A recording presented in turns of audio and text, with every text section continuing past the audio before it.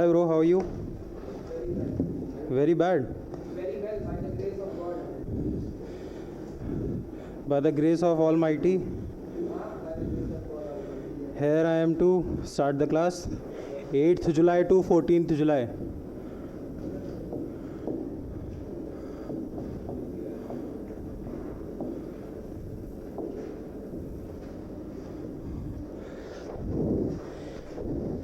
पहला टॉपिक लिखो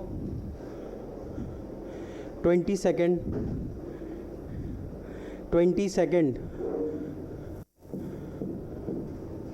India Russia annual summit. देखो पहले समिट का मतलब बताओ। ग्रेट लीडर्स नहीं होता, समिट का मतलब होता है टॉप। जब भी मीटिंग्स होती हैं और कोई बोले तुमसे, न्यूज़पेपर में एक टर्म आता है summit level talk. Summit level talk किसी भी बिजनेस में, किसी भी पॉलिटिकल पार्टी में, किसी भी बिजनेस में या कोई भी मीटिंग में अगर तुमसे कोई बोले समिट लेवल टॉक हो रहा है, मतलब उस ऑर्गेनाइजेशन के टॉप लोग मिल रहे हैं। ठीक, अभी एक कंट्री का सबसे टॉप आदमी कौन होता है? देखो गवर्नमेंट्स दो तरीके की होती हैं, सरकारें दो तरीके की होती हैं। एक होती है पार्लियामेंट्री सिस्टम और एक होता है प्रेसिडेंशियल सिस्टम। पार्लियामेंट्री सिस्टम में हेड ऑफ गवर्नमेंट सरकार का head is not equal to head of state. ठीक, जैसे कंट्री का हमारे हेड कौन है? प्रेसिडेंट, पर गवर्नमेंट का हेड कौन है? Prime minister. तो head of government is not equal to head of state. Presidential system में क्या होता है? Head of state is equivalent to head of government. जैसे यूनाइटेड स्टेट्स ऑफ अमेरिका, वहाँ पे सरकार का हेड भी कौन है? प्रेसिडेंट। और कंट्री का हेड भी कौन है? कंट्री का हेड कौन है? प्रेसिडेंट। सरकार का हेड कौन है? प्रेसिडेंट।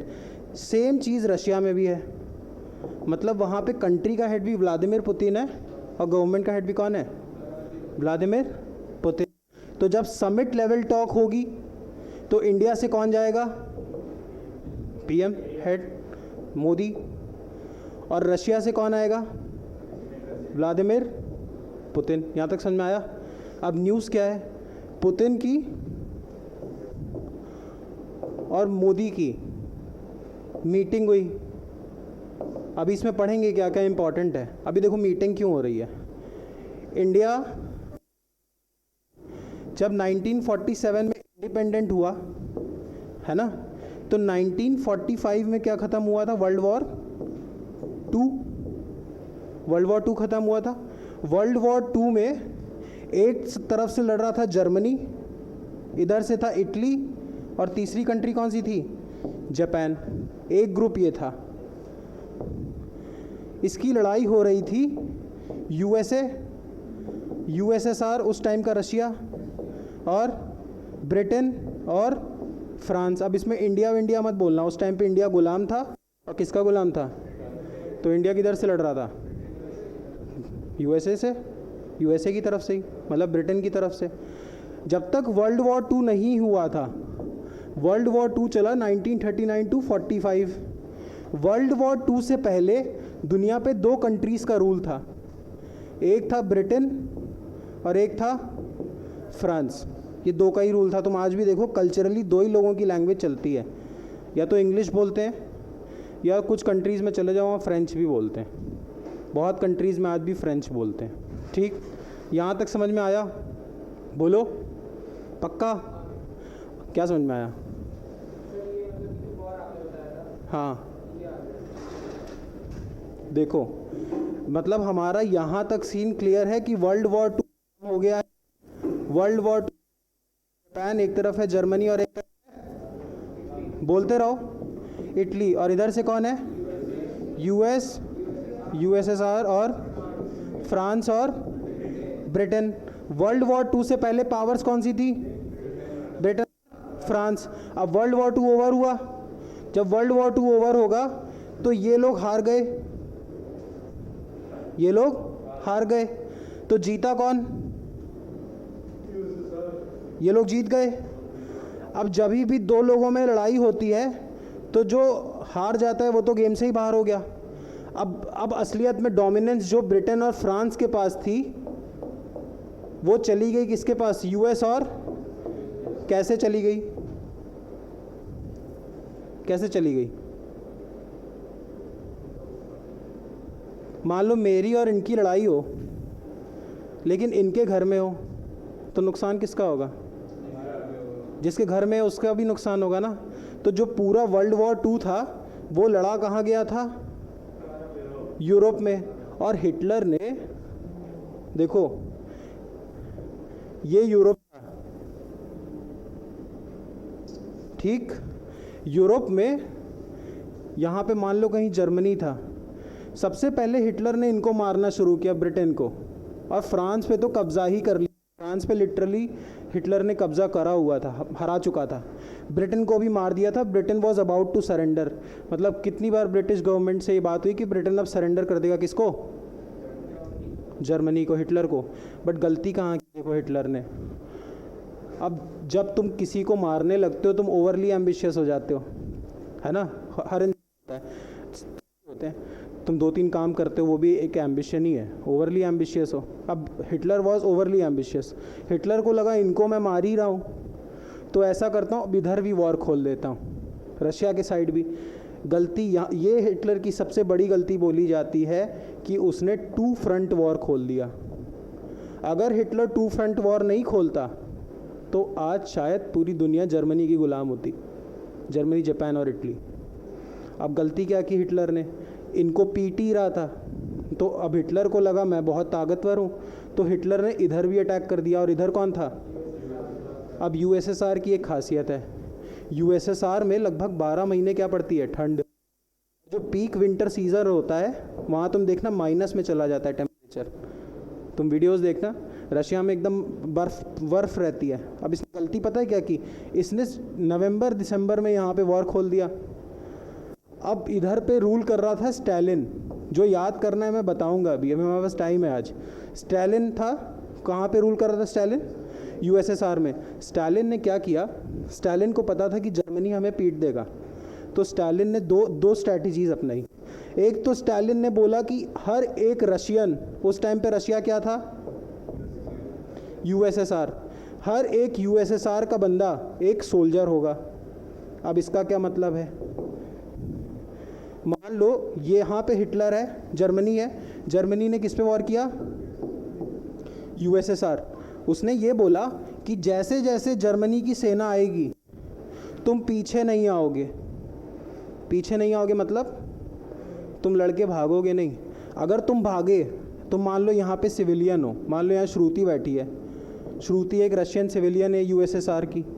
अगर श्रुति वापस गई तो स्टालिन मरवा देगा। तो जब स्टालिन मरवा ही देगा तो इससे अच्छा है श्रुति लड़ते लड़ते मरे। तो उसने पूरे यूएसएसआर के हर आदमी को सोल्जर बोल दिया था। इसलिए तुम देखो आज भी तुम रशियन से मिलो, उनमें एक अलग सा घमंड तो नहीं बोलेंगे बट उनमें एक अलग सा प्राउड होता है कि एवरी रशियन, वो बोलते हैं every Russian is a soldier in itself. Her civilian अपने आप को वहाँ क्या मानता है? सोल्जर। क्योंकि वर्ल्ड वॉर 2 में हर सिविलियन ने लड़ाई लड़ी। अब जब क्योंकि सिविलियन भी लड़ने लगे तो क्या होगा बताओ? सिविलियन जीतेगा? कहाँ जीतेगा भाई? सिविलियन नहीं जीतेगा। बट सिविलियन रेजिस्टेंस को तो बढ़ाएगा। अगर आर्मी यहाँ पे 40 दिन में पहुँचनी थी तो सिविलियन के लड़ने से शायद 80 दिन में पहुँचे, क्योंकि अब हर आदमी लड़ रहा है ना। अगर नीचे मान लो जर्मन्स घूम रहे हैं, ये रशिया है, तो तुमको अगर ऊपर से खिड़की से भी कोई अटैक कर रहा है तो उनके लिए तो वो भी दिक्कत है ना। तो अब ढूंढ ढूंढ के मारना पड़ रहा है। बाकी कंट्रीज़ में ये हो रहा था, अगर उन्होंने मान लो सप्रू मार कब्जा करना है तो उन्होंने यहाँ की कुछ दुकानें उठा के कब्जा कर लिया, बाकी लोग डर गए। ब्रिटेन फ्रांस में। रशिया में ये नहीं हुआ। रशिया में लोग निकल के मार रहे थे। ठीक। अब जब रशिया में लोग निकल रहे थे तो यहाँ पे रेजिस्टेंस बढ़ गई। आर्मी को जो हिटलर ने टाइम एक्सपेक्ट किया था, मान लो एक्स टाइम सोचा था कि एक्स टाइम में यहाँ तक कब्जा कर लूँगा, वो लग गया x+y टाइम ज़्यादा लगा। पहली एक स्ट्रैटेजी किसकी थी? ये स्ट्रैटेजी स्टालिन की।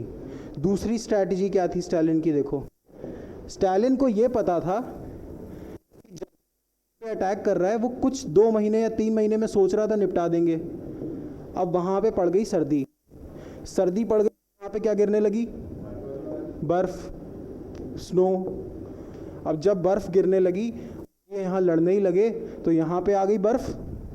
समझो, देखो, मान लो आर्मी यहाँ से निकली जर्मन, और यहाँ से यूएसएसआर स्टार्ट है, तो यहाँ से बढ़ते गए बढ़ते गए बढ़ते गए बढ़ते गए, मान लो यहाँ पहुँच गए।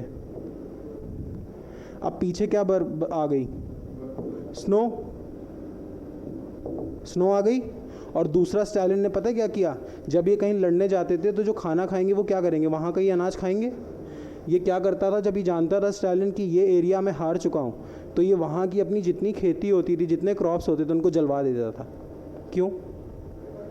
ताकि तुमको खाना ना मिले। अब जब सोल्जर्स को खाना नहीं मिलेगा तो खाना कहाँ से आएगा? अब ये आने में टाइम लग रहा था, क्योंकि जो सोल्जर्स थे, जो आर्मी थी, वो यहाँ पहुँच चुकी थी, और यहाँ पे क्या थी? बर्फ़। तो किस चीज़ की प्रॉब्लम आ गई? लॉजिस्टिक्स की, सामान देने लेने में दिक्कत आ गई। इस वजह से वो हार गए। कहाँ पे? यूएसएसआर। यूएसएसआर ने हराया नहीं, स्टालिन की स्ट्रैटेजी से वो हार गए। अब इसीलिए हिटलर को बोलते हैं, हिटलर ने 2 फ्रंट वॉर खोल दिया। उधर ब्रिटेन फ्रांस से भी लड़ा, इधर यूएसएसआर से भी लड़ा। यूएसएसआर में इसलिए हार गया। ठीक। अब ब्रिटेन फ्रांस को तो नुकसान हो ही चुका था। दो को हटा देता हूं मैं, बचा कौन? अब दुनिया की 2 ताकत कौन सी बची? समझ में आया? आज भी दुनिया में यही 2 ताकत है। अब चाइना भी आ गया, समझ में आ रहा है? अब 1945 में 2 पावर्स निकल के आई, एक यूएस और एक यूएसएसआर।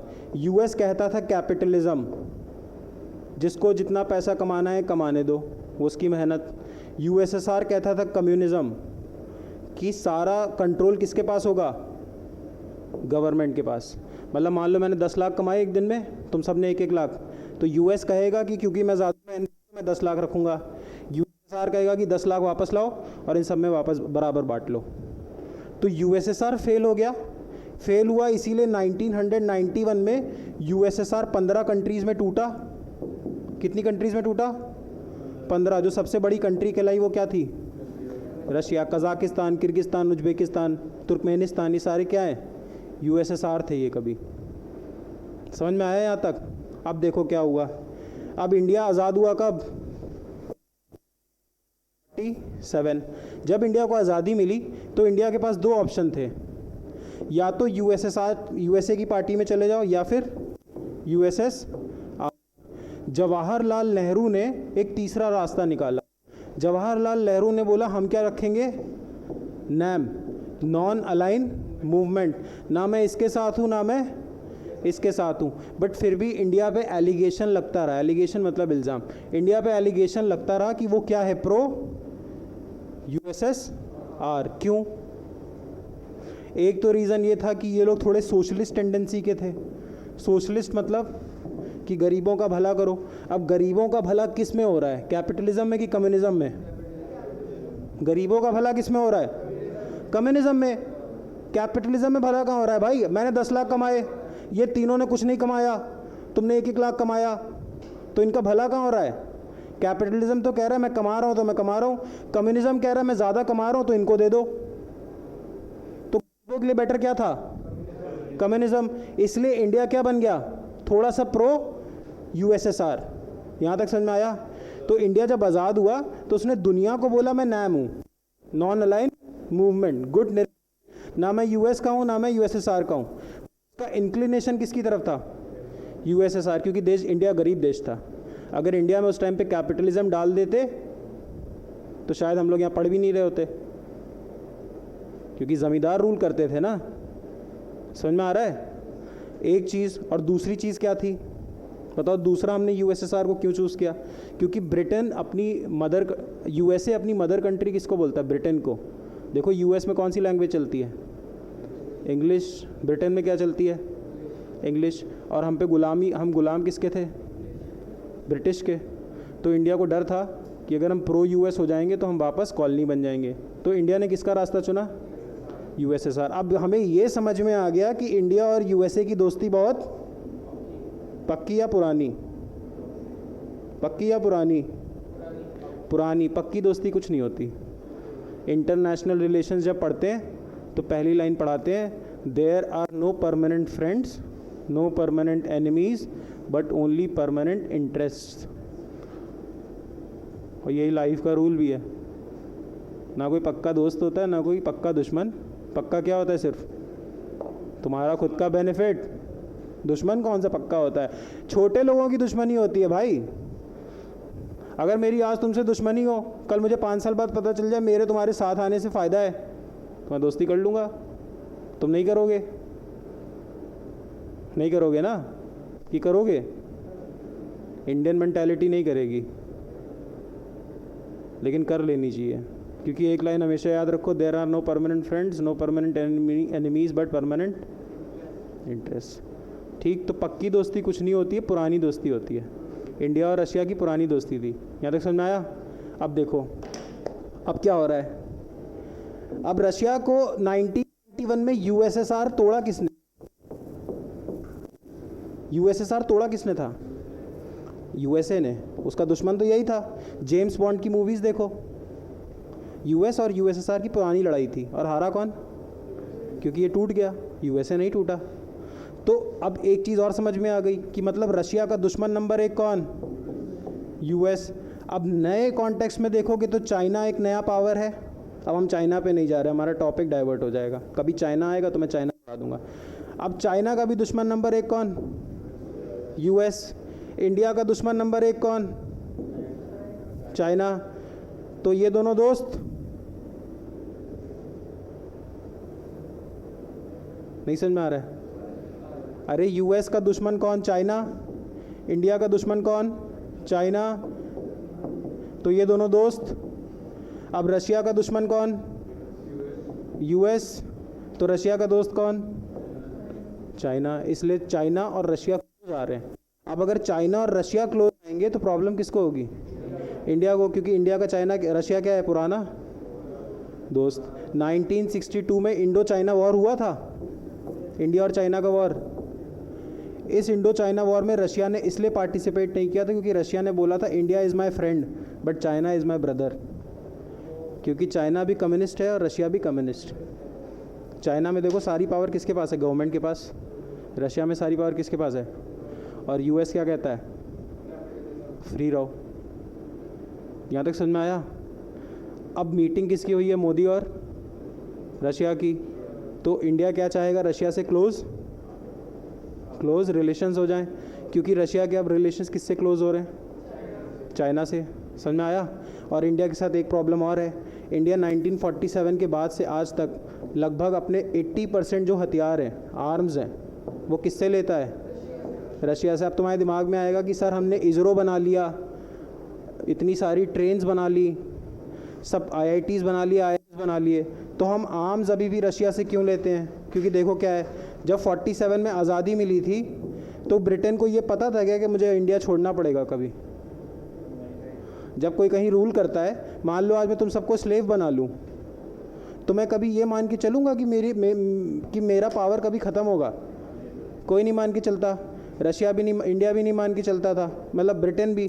तो ब्रिटेन ने कभी भी इंडिया में आर्म्स बनने ही नहीं दिए। क्यों नहीं बनने दिए? कि कहीं रिवोल्ट ना हो जाए। तो वो जितने हथियार थे वो कहाँ से मंगाते थे? अरे ब्रिटिश। 1947 से पहले ब्रिटेन अपने सारे हथियार ब्रिटेन से ही मंगाता था। वो इंडिया में कारखाने नहीं डालता था। क्यों? रिवोल्ट वगैरह ना हो जाए, एक्सेसिबल ना हो हथियार सबको। समझ में आ रहा है? तो अब जब 47 में आज़ाद हुए तो हमारा जो आर्म्स का इंफ्रास्ट्रक्चर था गोली बारूद बनाने का, वो बहुत क्या था? वीक। तो हम किस पे डिपेंडेंट हो गए? रशिया पे। यूएसए कौन बोल रहा है? यूएसएसआर। हम किस पे डिपेंडेंट हो गए? यूएसएसआर ही होगा। किस पे डिपेंडेंट हो गए? यूएसएसआर। तो इंडिया आज 70% वेपन्स किससे मंगाता है? यूएसएसआर। अब गाड़ी तुम जिस कंपनी की खरीदते हो, सर्विसिंग उसी में तो कराओगे। अगर उसका कोई पार्ट ख़राब हो जाएगा तो भी वहीं से कराओगे। इसलिए तुम देखो स्कोडा वगैरह की गाड़ी कम बिकती है, क्योंकि स्कोडा वगैरह की इंडिया में सर्विसिंग अच्छी नहीं है। मारुति खरीदते हैं लोग यहाँ पे, युंडाई खरीदते हैं, है ना? तो अब हमें किसी भी वेपन, आर्म, टैंक की सर्विसिंग करानी होती तो हमें अब कहाँ से लेना पड़ता है सर्विस? रशिया से, यहाँ तक समझ में आ रहा है? तो हम किस पे डिपेंडेंट हैं? रशिया पे। अब रशिया किसके क्लोज हो रहा है? चाइना के। अब अगर कल को वॉर हो जाए, रशिया वो सर्विस ना करे हमारे वेपन्स की, पार्ट्स देने से मना कर दे, तो किसको प्रॉब्लम होगी? इसीलिए India is trying to get closer to Russia. अब ये तो समझने का था, इसमें एग्ज़ाम में कुछ नहीं पूछेगा। अब लिखो एक बार, पोस्ट इंडियाज़ इंडिपेंडेंस। पोस्ट मतलब समझते हो? अरे भाई पोस्ट, आफ्टर, पहला क्या होता है? वो प्री होता है। Post independence India opted for NAM. NAM पे क्वेश्चन आया हुआ है। India opted for NAM. NAM मतलब non alignment movement, but always had copy नहीं हुई क्यों? फ़ोन दो है ना मेरे पास। कोई नहीं। But always had inclination towards USSR। समझ में आया? यही तो समझाया भी मैंने तुमको, ठीक? But always had inclination towards USSR for 2 reasons। For 2 reasons। लिखो reason number 1, because Britishers were close to USA। Britishers were close to whom? USA। Second, Indian leaders had socialist tendencies। यहाँ तक समझ में आया? समझ में आया?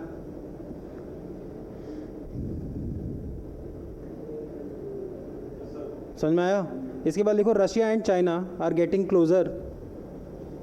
Russia and China are getting closer. Passage वगैरह में भी क्वेश्चन आएगा और इंडो चाइना पे आएगा, तो तुमको ये स्टोरी हेल्प करेगी आंसर करने में। Russia and China are getting closer, thus India is aiming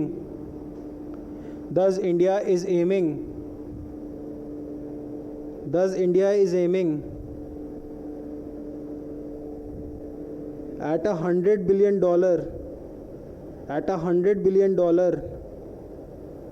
trade with Russia by 2030। ये क्वेश्चन पूछ सकता है। Thus India is aiming $100 billion trade with Russia by 2030।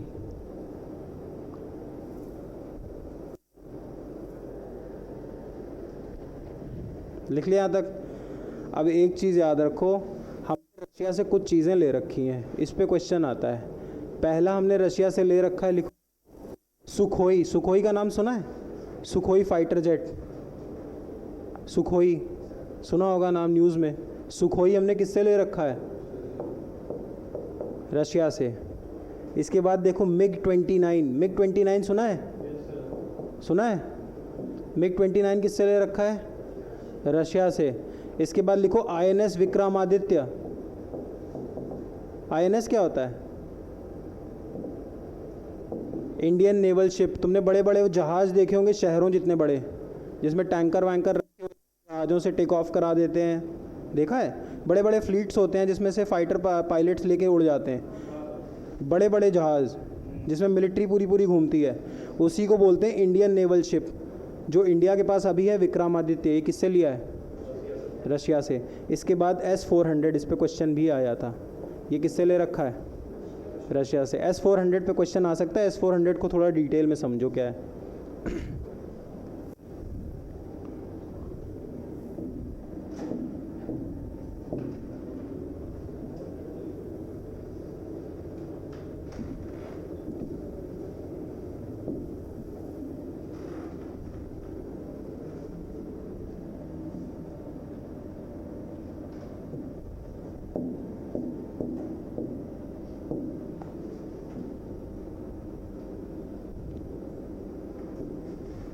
देखो S-400 क्या है? जब तुम यहाँ से कहीं मिसाइल लॉन्च करोगे तो या तो मिसाइल आएगी और तुम्हारे ऊपर गिर जाएगी, यही होगा, है ना।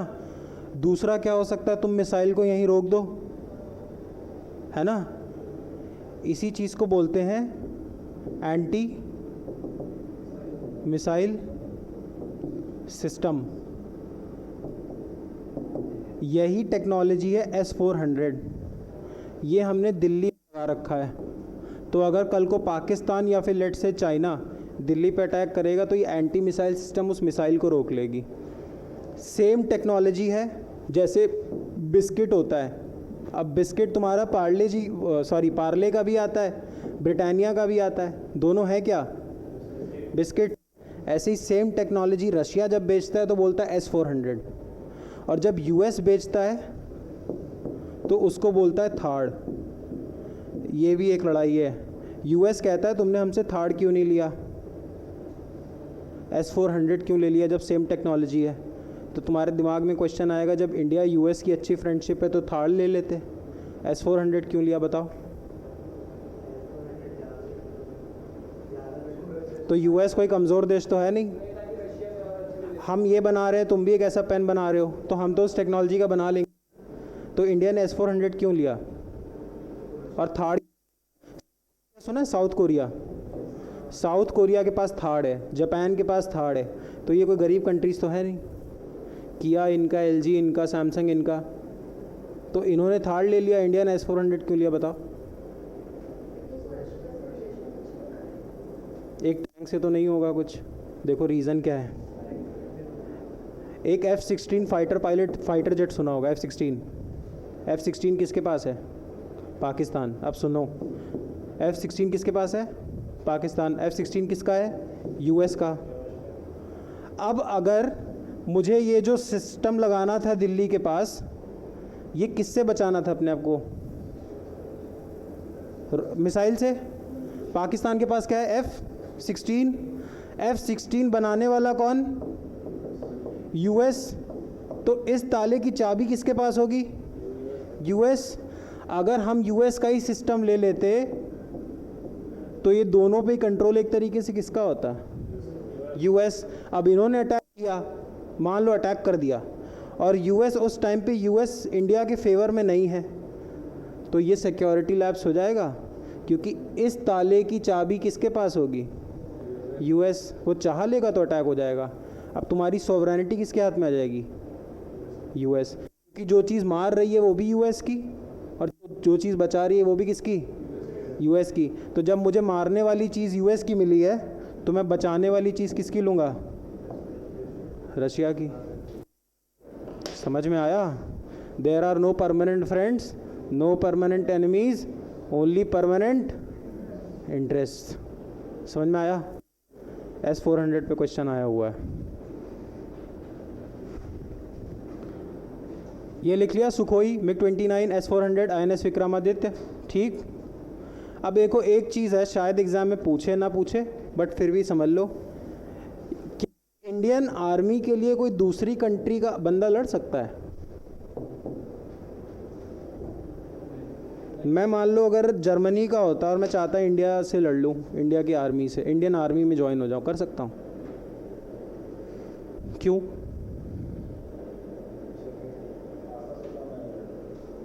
क्यों। इंडिया में इन लोगों की कमी नहीं है, तो इंडियन लॉ ये अलाउ नहीं करता। इंडिया में बच्चे ही इतने होते हैं। अब किसान के 4 बच्चे हैं, 2 बच्चों को सेना में भेज दिया। मैं मजाक नहीं कर रहा हूँ, बट सीरियसली यही होता है ना। तो इंडिया में लोगों की कमी नहीं है, बट यूरोपियन में है, वहाँ पे आदमी कम। तो रशिया में लॉ है कि अगर तुम दूसरी कंट्री के भी हो तो भी तुम रशियन आर्मी से लड़ सकते हो। ऑब्वियसली वो तुम्हारे कुछ टेस्ट कराएंगे, तुम पे उतनी निगरानी रखेंगे। ये मैं क्यों बता रहा हूँ, ये जो रशिया यूक्रेन वॉर चल रही है, इसमें बहुत सारे इंडियंस किसकी तरफ से लड़ रहे हैं। इसलिए नहीं कि रशिया से अच्छी फ्रेंडशिप है, उनको रशियन आर्मी पैसा दे रही है, वो पैसे की वजह से लड़ रहे हैं। It's a kind of job. तो मोदी जी ने एक ये भी रिक्वेस्ट किया कि प्लीज़ इन लोगों को वापस बुला लो। अब मैं ये एग्ज़ाम में नहीं पूछेगा, मैं बस तुम्हें इसलिए बता रहा था कि तुमसे कभी भी लाइफ में ये चीज़ पे क्वेश्चन आ जाए, या लाइफ में तुम्हें कभी भी डाउट हो, तो कभी ये मत समझना कि उसी कंट्री का आदमी उस आर्मी से लड़ सकता है। तुम दूसरी कंट्री से भी लड़ सकते हो। लिखो ये चीज़, Russian laws allows, Russian allows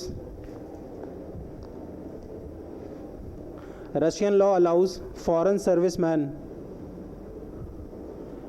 Russian law allows, यार ब्रिटेन ने इंडिया का प्रधानमंत्री बना लिया, वो बहुत फॉरवर्ड सोचते हैं। चलो, Russian law allows foreign service man to be recruited in their army. मत भी लिखो, कोई दिक्कत नहीं है, ध्यान रखना बस ये, कभी कहीं फंस जाओ, कोई पूछ ले। समझ में आया? पक्का? ठीक, अब 2 पॉइंट्स और लिख लो बस, फिर टॉपिक कंप्लीट। इस पे भी क्वेश्चन आ सकता है। अब देखो, हम रशिया की कनेक्टिविटी के लिए क्या,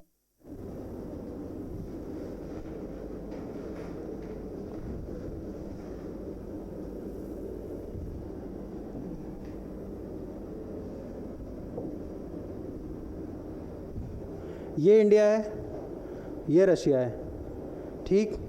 तो दोनों कंट्रीज़ के लिए मैंने अभी एक पॉइंट लिखवाया कि by 2030 both of them are aiming to have a trade of $100 billion. और $100 बिलियन बहुत होता है। $1 बिलियन कितना होता है?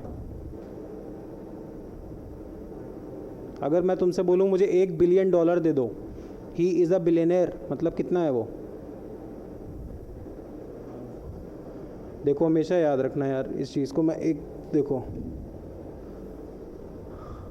मान के चलेंगे कि कितने रुपए का है, इतना मान के चलेंगे अभी कि चेंज होते ही वेल्थ, तभी तुमने देखा कुछ लोगों की वेल्थ रातों रात चेंज हो जाती है कि आज अंबानी अमीर था, कल अडानी हो गया। ये होता है ना।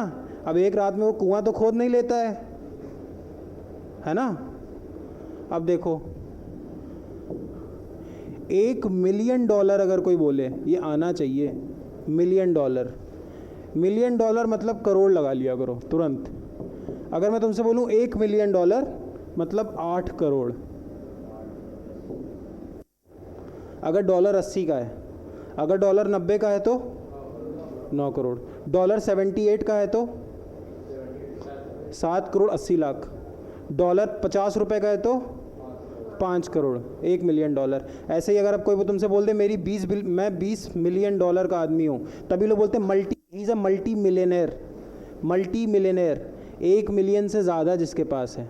अगर किसी के पास $2 मिलियन है तो कितना हो गया उसके पास? 16 करोड़, है ना। और अगर किसी के पास $10 मिलियन है तो 80 करोड़। तभी लोग बोलते हैं he is a multi millionaire. अब बिलियनेयर क्या होता है?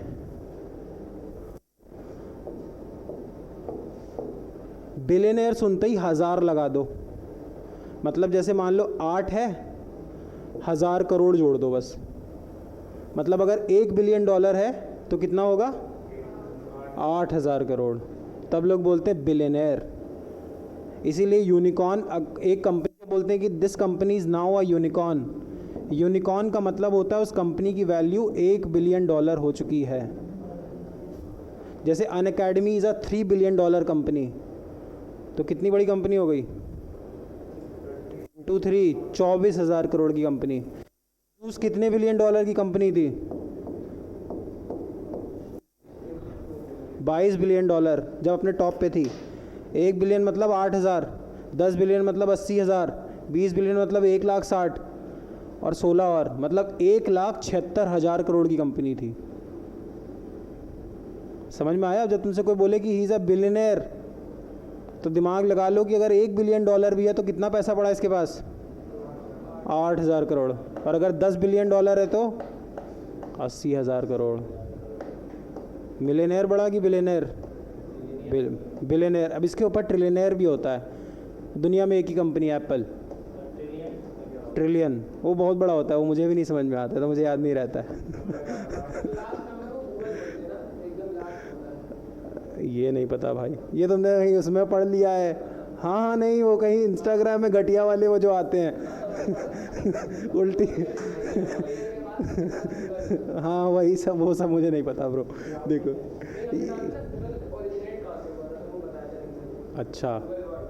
अच्छा, ये मुझे नहीं पता था। देखो, अब इंडिया और रशिया को कितना $1 बिलियन करना है?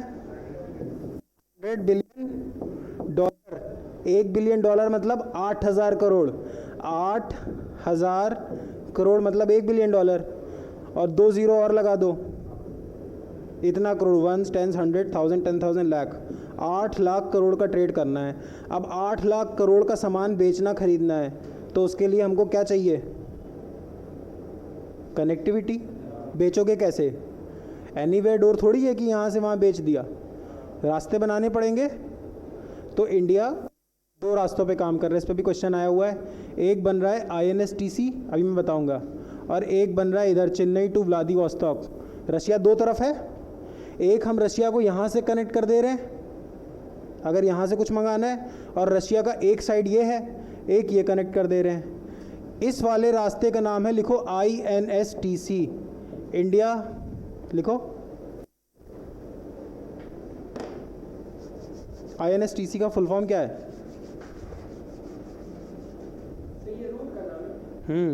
ये देख के आना होमवर्क, इसका फुल फॉर्म बस ये समझ लो, ये मल्टी मॉडल है। मल्टी मॉडल क्या होता है? एक से ज़्यादा मोड ऑफ ट्रांसपोर्ट। अगर मैं खाली रोड से गया तो सिंगल मॉडल, मैं पहले रोड से गया, फिर मैंने नाव ली, फिर नाव लेने के बाद मैंने फ़्लाइट पकड़ी, फिर फ्लाइट पकड़ के रोड पकड़ी, तो डिफरेंट मोड्स ऑफ ट्रांसपोर्टेशन है, एयरवेज, वाटरवेज, रोडवेज। जब एयरवे, वाटरवे, रोडवे तीनों मिल जाएं, उस रास्ते को बोलते हैं मल्टी मॉडल। तो ये INSTC कैसा रास्ता है? Multi modal. ये मजाक मत लो, इस पे क्वेश्चन आता है। INSTC 2001 से बन रहा है। ये किसके बीच में है? India, Russia. अरे मेरे भाई, ये बीच में से होके वो बेवकूफ़ है क्या?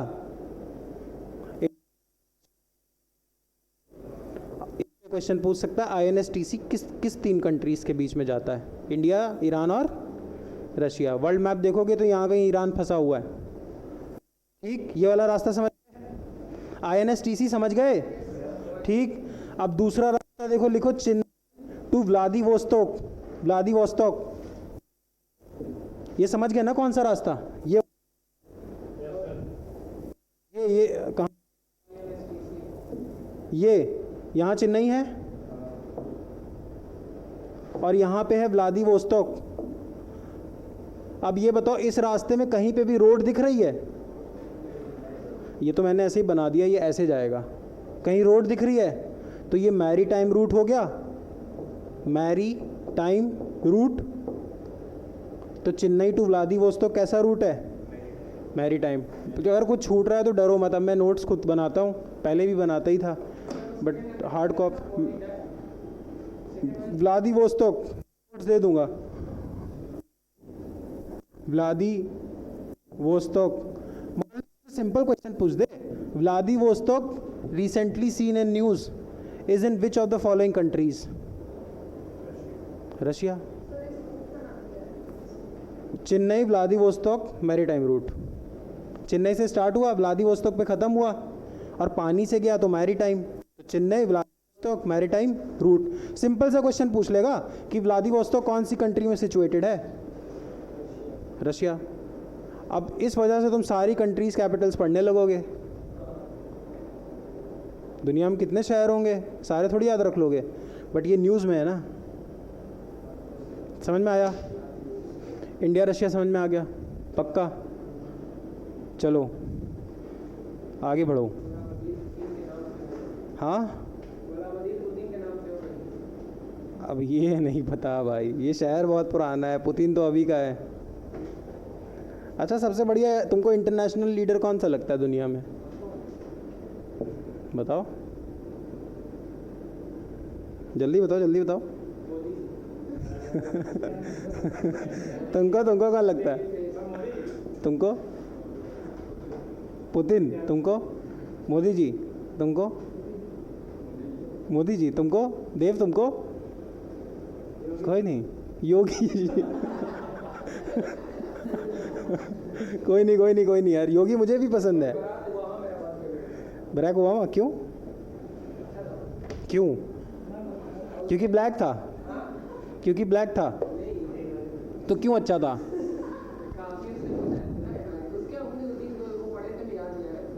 क्यों? देखो, कोई रीज़न होता है ना। अगर मैं बोलूँ कि मेरे को स्कोडा पसंद है तो कुछ वजह से पसंद होगी ना, तो क्यों?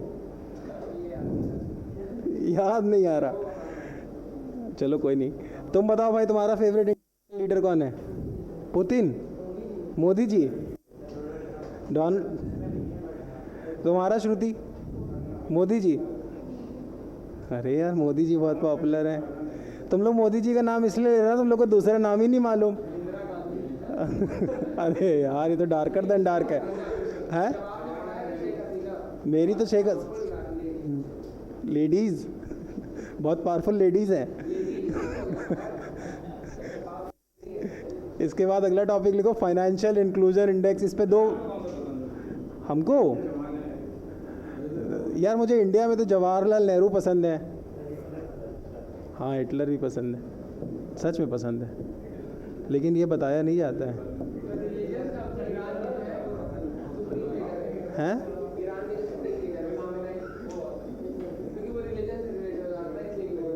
क्या भाई कोई इंपॉर्टेंट कॉल है?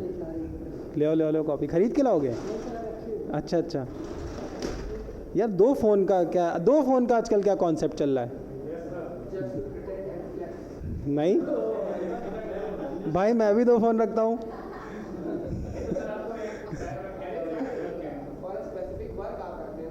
हाँ नहीं मैं कहाँ यार, मैं नहीं, मैं इसलिए करता हूँ मेरे दो काम है ना ब्रो, तो जो काम आता है तो मुझे पता रहता है कि इस काम का फ़ोन है कि इस काम का फ़ोन है, किस काम को कब उठाना है किस काम को कब नहीं उठाना है। क्यों मैम तुम तो मैसेज करते रहते हो। कल मैंने तुम्हारी फॉलो रिक्वेस्ट एक्सेप्ट नहीं की? करी है भाई, तुमको फॉलो बैक नहीं दिया, लेकिन दे दूंगा लिखो, मैं दे देता हूँ। लिखो फाइनेंशियल इंक्लूजन इंडेक्स।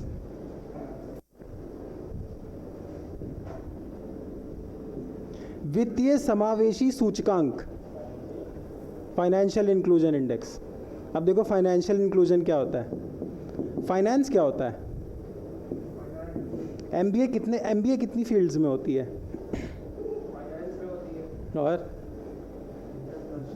एमबीए सुना है?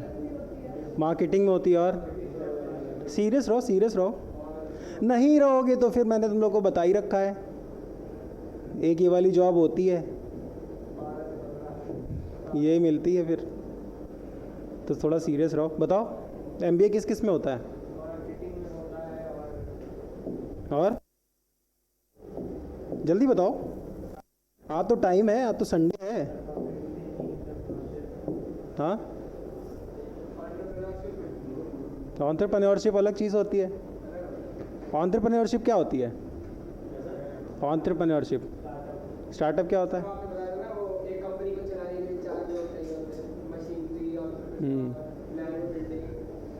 देख किसी भी चीज़ को चलाने के लिए एक चाहिए रॉ मटेरियल, है ना? रॉ मटेरियल किससे आएगा? पैसे से। तो रॉ मटेरियल हटा दूं, कैपिटल, मतलब एक चीज़ क्या चाहिए? पैसे। दूसरी एक चीज़ चाहिए ज़मीन भी चाहिए। तीसरी एक चीज़ और क्या चाहिए? लेबर। अब लेबर आ गया, मशीन आ गई पैसे से, कैपिटल से, और ज़मीन आ गई। अब ये तीनों खड़े हैं, कुछ होगा? इनको तीनों को बताने के लिए कोई चाहिए कि तुम्हारा ये यूज़ होगा, तुम्हें यहाँ से उठा लेंगे, तुम्हारा ये काम करा देंगे, तुम तीनों को मिला देंगे। इन तीनों को जोड़ने वाला कौन होता है? एंटरप्रेन्योर। लैंड अपना रेंट लेता है, अगर किराए की ज़मीन है तो रेंट दोगे। कैपिटल अपना इंटरेस्ट लेता है, ब्याज। लेबर अपनी सैलरी लेता है, और यही होता है। इसमें कहाँ आ गई? एमबीए क्या होती है? एमबीए तो इसके नीचे आता है, एमबीए तो यहाँ आता है। बस स्किलफुल लेबर है, सेठ की दुकान होती है, सेठ के नीचे एमबीए रख लेता है। ठेकेदार, कौन सा ठेकेदार एमबीए देखा तुमको? हाँ बिल्कुल भाई, ठेकेदार इज़ नॉट बैड, मैंने तो किया हुआ है। एमबीए बताओ कौन किस किस में फील्ड होती है? हाँ फाइनेंस ही तो पढ़ा रहे थे तुमको। और किस में होती है? देखो एक होती है एचआर, ह्यूमन रिसोर्स। एचआर का काम होता है छुट्टी सैंक्शन करना, छुट्टी कब देनी है, कितनी देनी है, मैटरनिटी लीव देनी है नहीं देनी है, ये सब काम किसका होता है? एचआर। इसके बाद एक होती है मार्केटिंग, ठीक, इसके बाद एक होती है सेल्स, ये दोनों मैच ही कर जाते हैं, और फाइनेंस। अब तुम किसी भी बिजनेस में देखो ये तीन ही चार चीज़ें तो लग रही हैं। अब एक नया आ गया है प्रोडक्ट मैनेजमेंट। अब तुम देखो किसी भी बिजनेस में देख लो, या तो तुम उसको मैनेज कर रहे होगे, या तुम उसकी सेल बढ़ा रहे होगे, या तुम उसकी मार्केटिंग कर रहे होगे, या तुम अपने एम्प्लॉयज़ का ध्यान रख रहे होगे, या फिर तुम फाइनेंस का ध्यान रख रहे होगे। बस ये 4-5 फील्ड्स में MBA होती है, ठीक। अब हमें क्या पढ़ना है? फाइनेंस। अब फाइनेंस तो नहीं पढ़ लेंगे इतनी देर में, टफ होता है फाइनेंस। बट अब देखो क्या होता है। फाइनेंस का मतलब इंश्योरेंस, लोन, और क्या जाएगा फाइनेंस में? बताओ। बैंकिंग और मतलब ले दे के सारी चीज़ें आ जाएंगी। अब देखो होता क्या है इंडिया में, अगर तुमको लोन चाहिए तो या तो बैंक जाओगे, बैंक सब लोग जा पाते हैं, बैंक सबको लोन देता है, सबको लोन देता है, जाओ ले आओ, जाओ ले आओ। ऑडेसिटी नहीं आएगा। तो होता क्या है, हम किसके पास जाते हैं? महाजन के पास, मनी लेंडर, है ना। अब इंडिया में मोस्टली ये लोग होते हैं, ये इंटरेस्ट रेट लेते हैं लगभग 2 से 3% पर मंथ।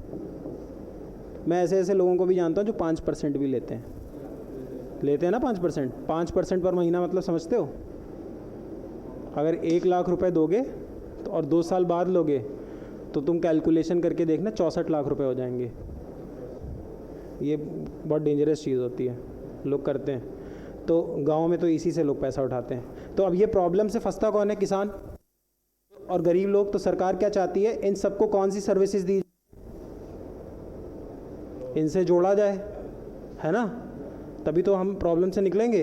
अब देखो, इसीलिए RBI, Reserve Bank of India, हर साल एक फाइनेंशियल इंक्लूजन इंडेक्स निकालती है। इंक्लूजन मतलब जोड़ देना, कि हमने कितने लोगों को इंश्योरेंस, लोन और बैंकिंग से जोड़ा है। समझ में आ रहा है? इसकी स्केल होती है, मैं भी बताऊंगा याद क्या क्या करना है। इसकी स्केल होती है 0 to 100। अभी इंडिया 64 पे पहुंच गया है। मतलब अगर इंडिया में 100 लोग हैं तो 64 लोग फाइनेंशियली इंक्लूडेड हैं। और वो भी फेक है। तुमको भी लग रहा होगा 64 का है सर, क्योंकि मोदी जी ने 2014 में एक स्कीम चलाई थी, जनधन अकाउंट, जैम, कोई बात नहीं, जैम अकाउंट चलाया था, जनधन। अब उसमें होता क्या था, मोदी जी ने कहा था कि सब लोगों के क्या खोलो? Bank account. बैंक अकाउंट खोलने का मतलब ये नहीं होता है कि तुम जुड़ भी गए हो। हमने तुम सबके बैंक अकाउंट खोल दिए, इसका मतलब ज़रूरी तुमको थोड़ी बैंक से पैसा लेना भी आ गया। समझ में आ रहा है? कागज़ पे हम 64% है, नहीं आ रहा है? अच्छा,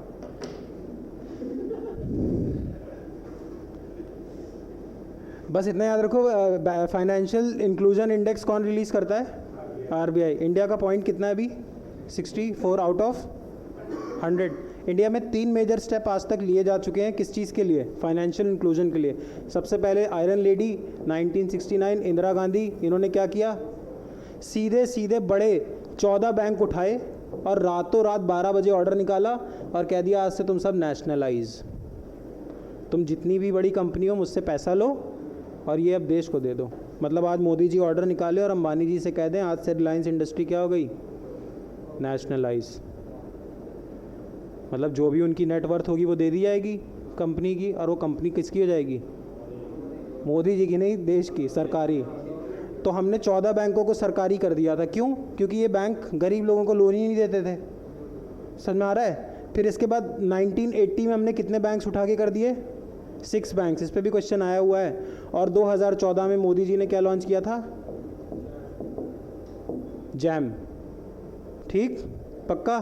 कुछ नहीं याद रखो, बस इतना याद रखो, financial inclusion index is by reserve Bank of India. 2021 से रिलीज़ हो रहा है, नई चीज़ है, पूछ सकता है। चलें आगे? पक्का? पक्का बताओ। इसके बाद लिखो जोरावर टैंक।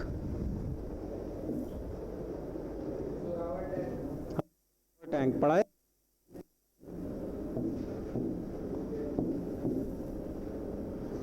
इंडिया में ये बताओ, आर्मी का प्राइवेटाइजेशन अलाउड है? प्राइवेट कंपनी आ सकती है आर्मी में टैंक्स बनाने में, गन्स बनाने में? देखो 2020 से पहले तक जितने भी arms, ammunitions, tanks, fighter jet, ये चीज़ें बनती थी, ये सिर्फ गवर्नमेंट बनाती थी। आर्म्स मतलब हथियार, एम्यूनिशन मतलब गोला बारूद, टैंक तुम सब समझते हो, टैंक का हिंदी मुझे भी नहीं आती, कुछ बोलते हैं भूल गया। फिर फाइटर जेट, लड़ाकू विमान, ठीक है? तो ये चारों पांचों चीज़ें कौन बनाता था? सिर्फ गवर्नमेंट। 2020 से हमने इसको प्राइवेट के लिए भी खोल दिया कि अब प्राइवेट सेक्टर भी बना सकता है। तो प्राइवेट सेक्टर ने 2020 से 24 के बीच में अब पहला ऐसा टैंक आया है जो प्राइवेट सेक्टर ने बनाया है, और गवर्नमेंट ऑब्वियसली मिलके ही बनाएगी।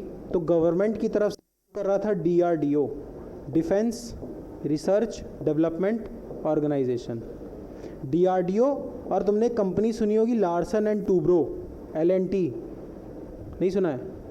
अरे जिसके वो होते हैं, योगी जी किससे कार्रवाई करते हैं? योगी जी को डराना होता है तो क्या चीज़ लेके आते हैं? JCB। तो JCB मोस्टली इसी कंपनी के आते हैं, लार्सन एंड टूब्रो। ये जो मेट्रो बनी है अपनी, ये भी लार्सन एंड टूब्रो ने बनाई है। तो लार्सन एंड टूब्रो और DRDO इसलिए इम्पॉर्टेंट है क्योंकि इंडिया का पहला ऐसा वेपन है जो कोई प्राइवेट कंपनी बना रही है।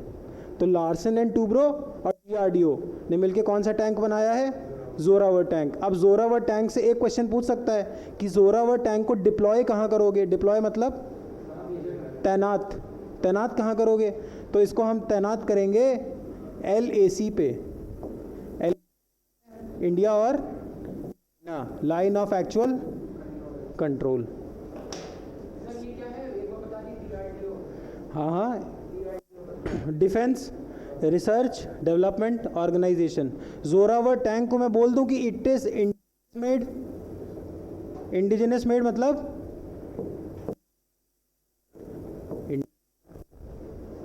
समझ में आया? चलें आगे।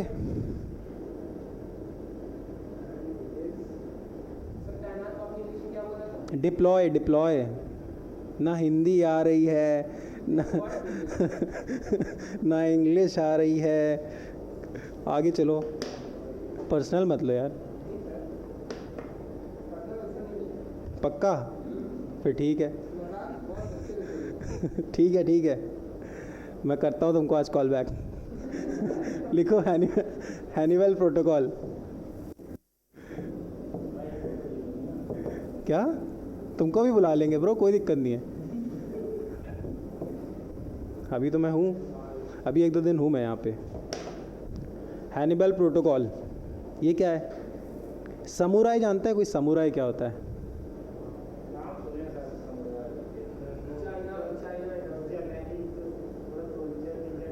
हाँ, तो क्या करते हैं? समुराई में खासियत क्या होती है? समुराई नहीं सुना? समुराई एक कार्टून भी आता था यार, समुराई जैक। हाँ, पावर रेंजर समुराई। समुराई क्या होता है? समुराई कौन होता है?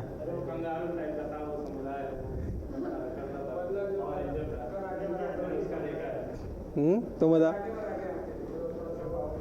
है जो पावरफुल हो? समुराई क्या होता है? हाँ, देखो समुराई वो सोल्जर्स होते थे जापान में जो लड़ने जाते थे। अब सोल्जर तो लड़ने जाएगा ही जाएगा, बट समुराई की कुछ खासियत होती थी। समुराई की ये खासियत होती है कि अगर उसको पता होता है कि मुझको एनिमी पकड़ लेगा तो वो अपने आप को मार लेगा। समझे डिफरेंस? समझे? सोल्जर पकड़ जाएगा, कल पढ़ाया था प्रिजनर ऑफ वॉर, परसों बताया था ना, कल परसों कभी तो बताया था, 2-3 दिन से तो रोज़ ही हो रहा है। तो प्रिजनर ऑफ वॉर वो होते हैं जब जंग होती है और आप जंग में हार जाते हो, तो जो आपके कैदियों को मैं पकड़ता हूँ सोल्जर्स को, उनको बोलते हैं प्रिजनर ऑफ वॉर। ठीक? पक्का? अब समुराई क्या करता है? समुराई को अगर पता चल गया कि ये पकड़ लेगा अब, तो वो अपने आप को मार देगा ताकि कोई भी इंफॉर्मेशन आउट ना हो।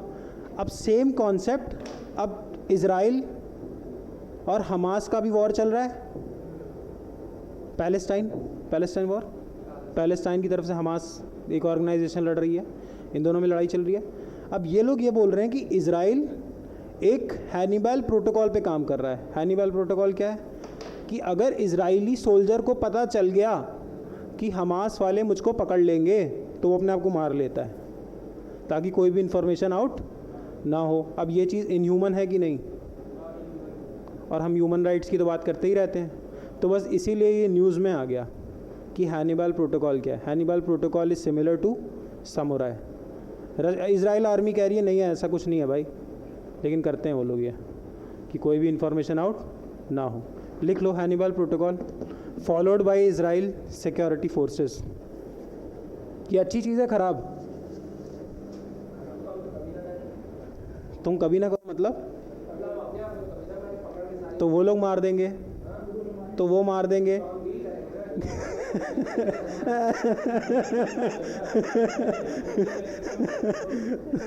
20-50 हज़ार पकड़े जाओगे, उसमें तुम कहाँ से बताओगे कि डील करूँगा? डील वो बोलेगा पागल, इसको वहाँ भी नहीं लेके चलते, इसको ये निपटा देते।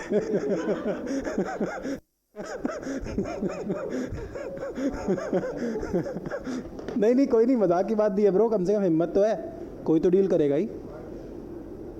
लेकिन तुम बताओ सही है गलत? देखो ये क्योंकि ये मॉरल, ये न्यूज़ में क्यों आ रहा है? क्योंकि मॉरल ग्राउंड्स पे ये गलत है।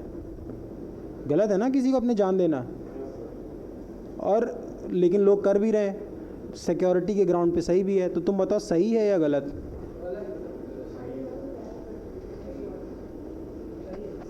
सही गलत? देव बताओ सही गलत? तुमने सुना ये सही है गलत? तुम बताओ सही है, मार लेना चाहिए? सही है, सही है, सही है। हैनिबल प्रोटोकॉल मार लेना चाहिए अपने आप को। गजब यार तुम लोग की जन। हाँ भाई, तो तुम लोग एक तरीके से स्टालिन को भी सपोर्ट कर रहे हो। स्टालिन ने बोला था अगर तुम पीछे आए तो मार दूंगा, जब वो श्रुति वाली स्टोरी बताई थी कि अगर श्रुति वापस गई तो मारी जाएगी। ये भी सही है।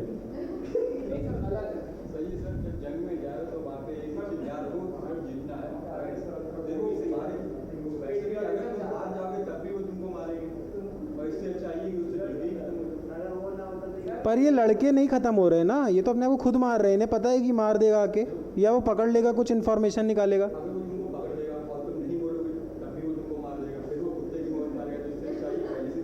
हाँ सही बात है। लिखो हैनिबल प्रोटोकॉल में लिखो followed by Israel security forces.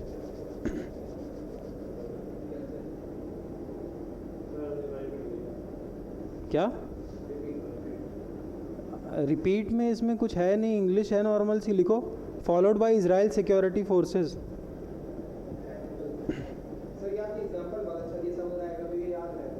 हाँ, अरे एक गाना नहीं था, देखो पता नहीं गोकू आ गया आ गया आ गया, अरे एक आता था ब्रो, ड्रैगन बॉल जी शायद। हाँ हाँ, सब समुराई थे, वो सब समुराई थे। ठीक है, followed by Israel security forces. इसमें एग्जाम्पल लिख लो like samurais of Japan. This is done to avoid becoming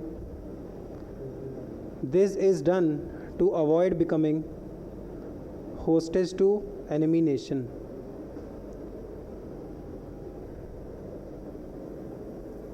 This is done to avoid becoming hostage to enemy nation.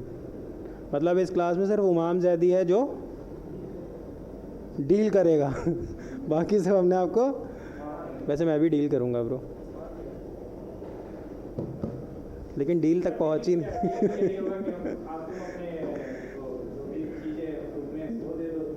हाँ सही बात है।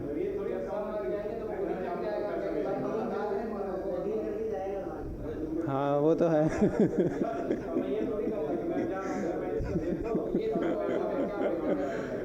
चलो लिखो to avoid becoming hostage to enemy nation. लिख लिया पक्का? समुराई लिख लिया? चलो आगे लिखो। हाइपोथेटिकल क्यों है? ये तो सच में हो रहा है। क्यों, तुम्हारे जैसे लोग हैं वो?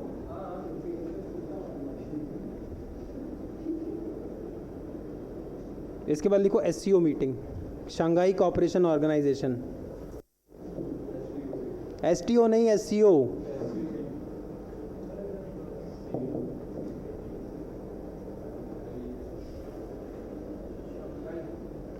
लिखो 24th मीटिंग।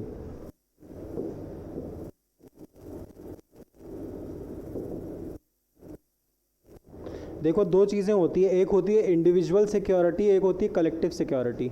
जब आपको पता है आप अकेले नहीं लड़ सकते तो आप क्या करते हो, लाइक माइंडेड लोगों के साथ में आ जाते हो। हमेशा लड़ाई नहीं करनी होती, कभी कभी अपनी कुछ बात भी बनवानी होती है ना। तो US और वेस्टर्न यूरोपियन जैसे देशों को काउंटर करने के लिए चाइना ने कुछ लोगों का ग्रुप बनाया ताकि हम सब इकट्ठे आ जाएं। उसी ग्रुप का नाम है Shanghai cooperation organisation. S for Shanghai. Shanghai is a city in China. Cooperation is, cooperation का मतलब समझती हो सब? कॉपरेशन, ऑर्गेनाइजेशन मतलब संगठन। ठीक है, अब इनकी कौन सी भी मीटिंग थी? 24th। क्योंकि इसमें बहुत सारी कंट्रीज़ हैं तो मैं इसको इंटर गवर्नमेंटल ऑर्गेनाइजेशन बोल दूं? बोलो। बोल नहीं सकते, तुम बोल पाओगे? क्यों? अरे इंटर हाउस कंपटीशन होता था स्कूल में, तो ऐसे इंटर गवर्नमेंटल बहुत सारी सरकारें हैं इसमें जुड़ी हुई। समझ में आ रहा है? ठीक। इसका लिखो हेडक्वार्टर कहाँ पे है? हेडक्वार्टर इसका गेस करो कहाँ होगा? Shanghai.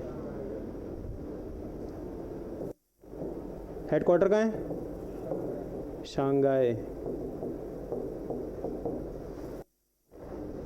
Established in the year 2001। 2021 का पेपर देखना जाके, इस पे क्वेश्चन आया हुआ है। इसमें एक चीज़ तुमको मैंने नहीं बताई, बताओ क्या? ये जो 24th मीटिंग है ये हुई कहाँ पे, कहाँ हुई बताओ? कजाकिस्तान। सब शंघाई में ही थोड़ी हो जाएगा। कजाकिस्तान। ऑफिशियल लैंग्वेजेस लिखो, ऑफिशियल लैंग्वेजेस ऑफ SCO। मतलब SCO का सारा काम 2 लैंग्वेजेस में होता है।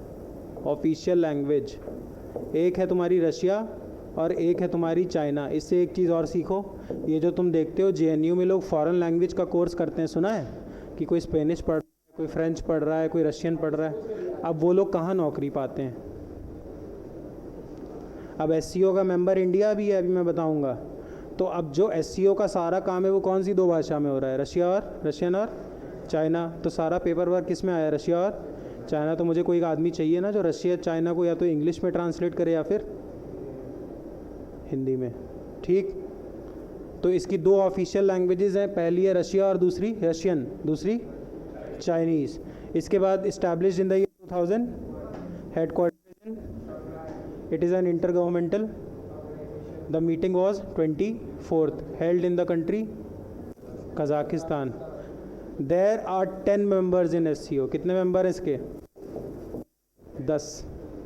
अब 10 के नाम लिखो, इसी पे क्वेश्चन आया था। चलो पहला लिखो कजाकिस्तान।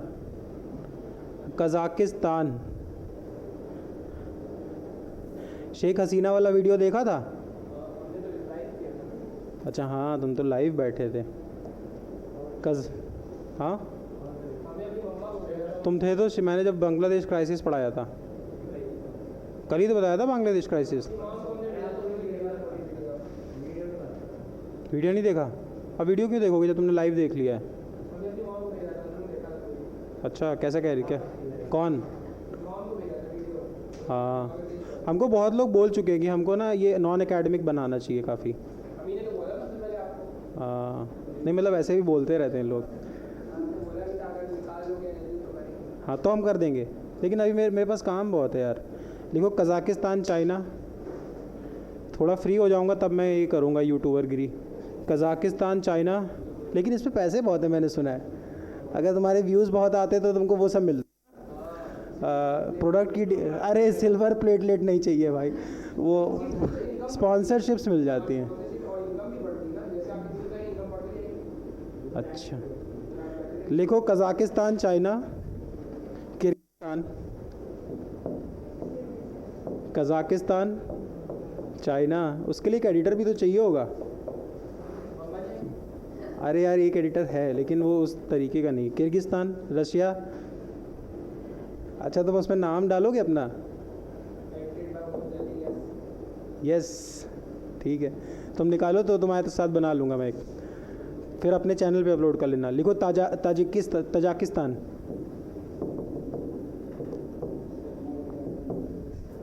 क्या? Iran, Iran, Belarus, India, Pakistan. इसके बाद लिख लो उज्बेकिस्तान। बहुत आसान है याद करना, देखो कैसे। इंडिया है तो उसका काउंटर कौन है? पाकिस्तान। रशिया चाइना याद कर लोगे? चाइना तो शंघाई से याद हो गया। रशिया याद कर लो क्योंकि चाइना ने क्यों बनाया है काउंटर? यूएस। तो चाइना अपने साथ एक बड़े आदमी को लाएगा, वो कौन है बड़ा आदमी? रशिया। तो 2 बड़े आदमी आ गए। अब रशिया की वजह से इंडिया भी आ गया, 3। अब जब इंडिया आएगा तो पाकिस्तान, चाइना किसको और लाने की कोशिश करेगा कि बेटा तुम आपस में निपटो, है ना? ये 4 याद हो गए। रशिया का सबसे मतलब रशिया इसको अपनी छोटी बोलता है, बेलारूस। बेलारूस, तुम नाम में भी देखो RUS रशिया आता है, ठीक है। बेलारूस, ये 5 याद हो गए पक्का। इसके बाद ईरान किसका दुश्मन है? अमेरिका का, वो भी आ गया, 6। अब इसके बाद बाकी सारी तान वाली कंट्रीज़ हैं, बस एक हटा दो, तुर्कमेनिस्तान। तुर्कमेनिस्तान इकलौती ऐसी तान वाली कंट्री है, पाकिस्तान अफगानिस्तान छोड़ दो, जो प्रो US है। तो देखो तुर्कमेनिस्तान इसमें नहीं है, बाकी सारे तान है। तुम बस तुर्कमेनिस्तान याद रखो और बाकी तुम ऑप्शन से काट लोगे, क्योंकि तुमको लिखना थोड़ी है, तुमको तो एलिमिनेट करना है। समझ में आया? 10 के 10 याद नहीं करना। चलें आगे, चलें आगे। आज न्यूज़ बहुत बोरिंग है ना? हाँ, मैं पढ़ रहा था तो मुझे भी लग रहा था, लेकिन कोई बात नहीं, एग्ज़ाम में तो पूछेगा ही। इसके बाद लिखो कंज्यूमर प्राइस इंडेक्स।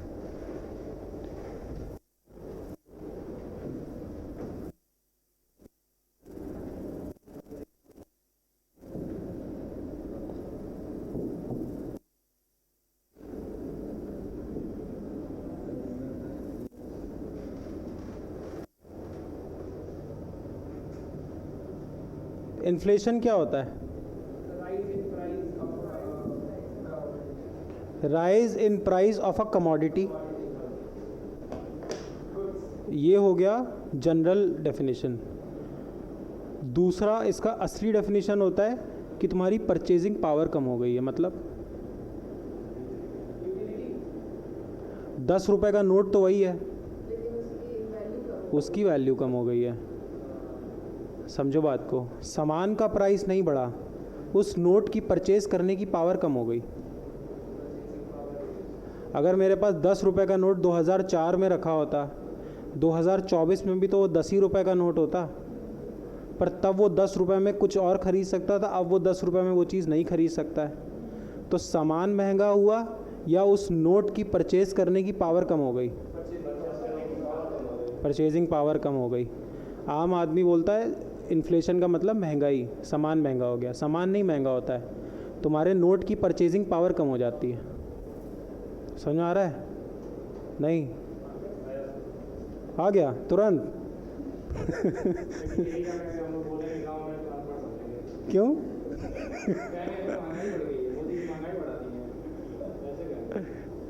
नहीं भाई, तो तुम गांव से निकलो ना यार, वहाँ के लोग को बेवकूफ़ बनाओ, वहाँ जाके पॉलिटिशियन बन जाओ। हैं? क्यों?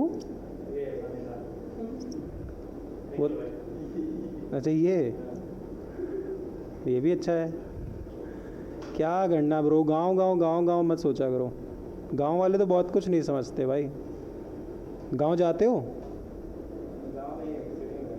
सिटी? कौन सी सिटी? गोरखपुर सिटी कहाँ है? हाँ, मैं गया हूँ गोरखपुर। वो गोलघर है ना वहाँ पे, क्या है, कौन सा बाज़ार है? क्लॉक टावर, जहाँ क्लॉक टावर है, जहाँ क्लॉक टावर है, गोल गोल घर, क्या नाम है उस जगह का? गोल घर, गोल घर। हाँ, वही वही तो सबसे पॉश एरिया है वहाँ की। बस वहाँ ही तक गया हूँ, उसके बाद तो गाँव ही गाँव है वो। गाँव, हाँ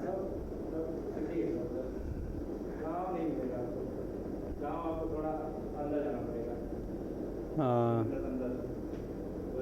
नहीं अच्छा है गोरखपुर, बहुत अच्छा है। क्या? तभी तो बोल रहे हैं। इसके बाद लिखो, अब देखो, इन्फ्लेशन होता है, अब इन्फ्लेशन को नापना भी पड़ेगा, है ना? इन्फ्लेशन को नापना भी पड़ेगा। क्यों नापना पड़ेगा? तो उससे होगा क्या? अब देखो होता क्या है।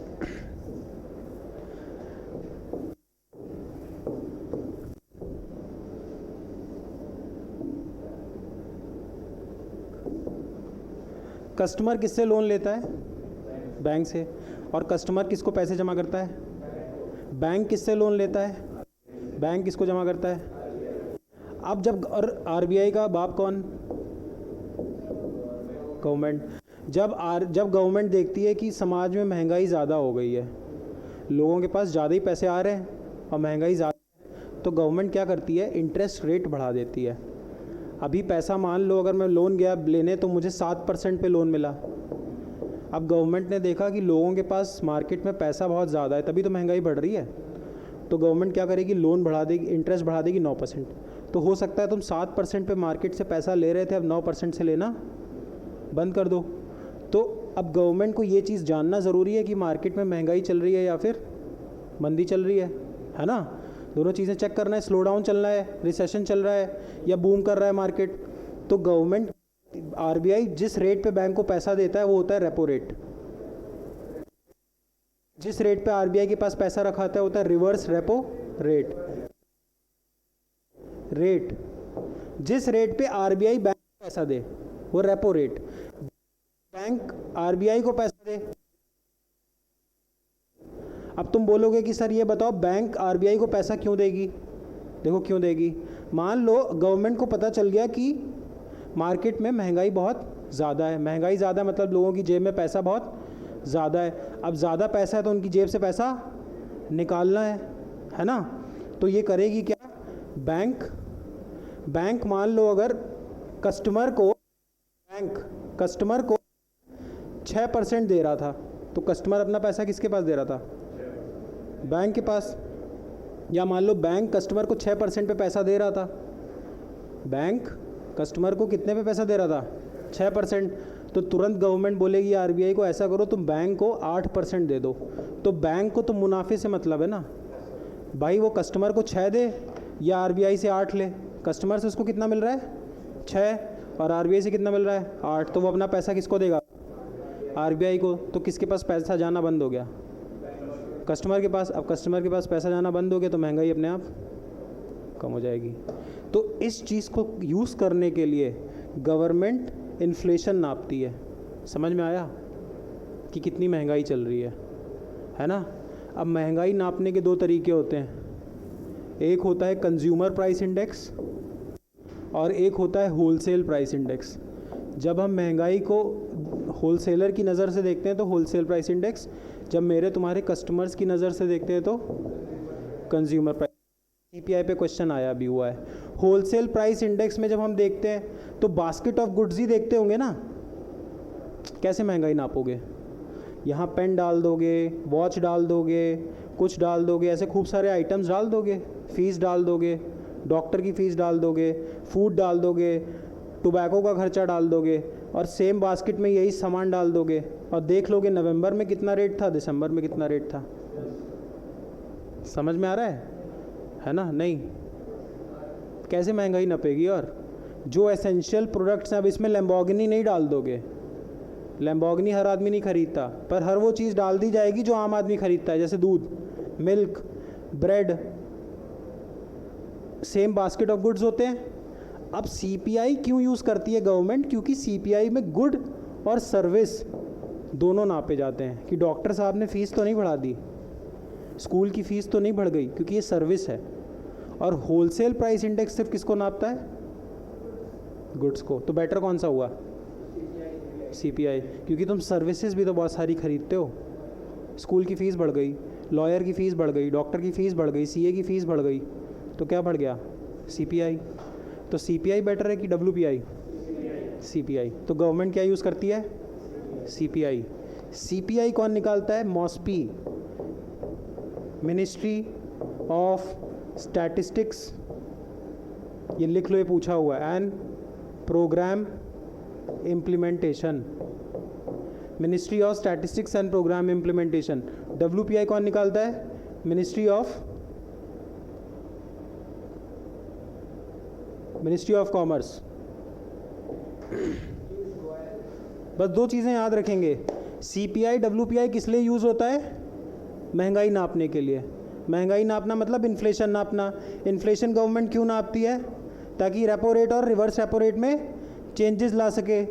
दो तरीके हैं महंगाई नापने के, एक कंज्यूमर प्राइस इंडेक्स और एक wholesale price index. Consumer price index इसलिए बेटर है क्योंकि कंज्यूमर प्राइस इंडेक्स का जो बास्केट ऑफ गुड है जिसको कंपेयर कर रहे हैं उसमें गुड्स और सर्विसेज दोनों हैं। होलसेल प्राइस इंडेक्स में क्या है? सिर्फ गुड्स। होलसेल प्राइस इंडेक्स कौन निकालता है?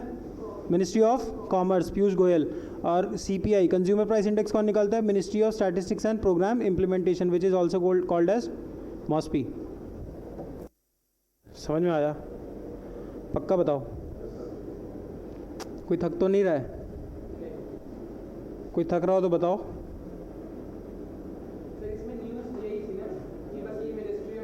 CPI या इंडेक्स आया है, हर 3 महीने में आता है। अब अगर इंटेलिजेंट इनफ होगे तो आज समझ लोगे, अब अक्टूबर में मैं पढ़ाऊँगा तो बोल दोगे मत पढ़ाओ, लेकिन कोई आज तक मुझे मिला नहीं है। वो हर 3 महीने पढ़ता है। CPI WPI हर 3 महीने में आता है। तुम आज समझ लो, तुमको अब ज़िंदगी में नहीं पढ़ना। मैं हर बार थोड़ी पढ़ता हूँ, बस मुझे पता चल गया देश में WPI और CPI से महंगाई नपती है। हर 3 महीने में आती है, न्यूज़पेपर में आती है, मैं काट देता हूँ, बस देख लेता हूँ कि बढ़ रही है कि घट रही है। अब इसमें एक क्वेश्चन और पूछ ले, आज तक पूछा नहीं। ये जो बास्केट ऑफ गुड्स हैं इसमें सबसे ज़्यादा वेटेज बताओ किस चीज़ को दी गई होगी? महंगाई नापते होंगे, कुछ सामान रखते होंगे ना जो एसेंशियल सामान है, उसमें सबसे ज़्यादा हम वेटेज महंगाई में किसको देते होंगे? सबसे इम्पॉर्टेंट क्या है इंसान के लिए, जिस पे उसका सबसे ज़्यादा खर्चा होता है? आम आदमी का सबसे ज़्यादा खर्चा किस पे होता है? और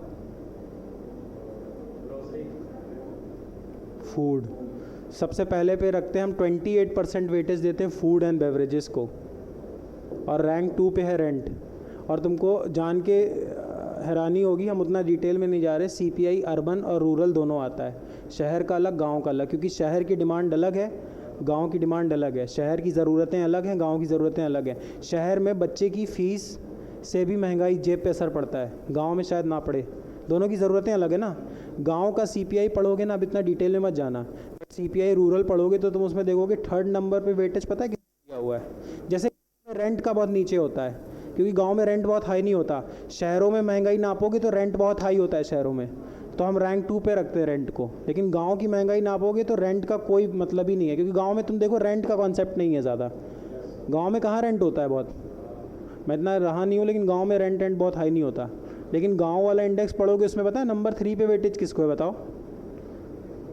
टोबैको एंड इंटॉक्सिकेंट्स। मतलब गांव का आदमी तीसरे नंबर पे सबसे ज़्यादा खर्चा किस में कर रहा है? टोबैको पे। है? हाँ, और क्या भाई, सही बात है, सच में सही बात है।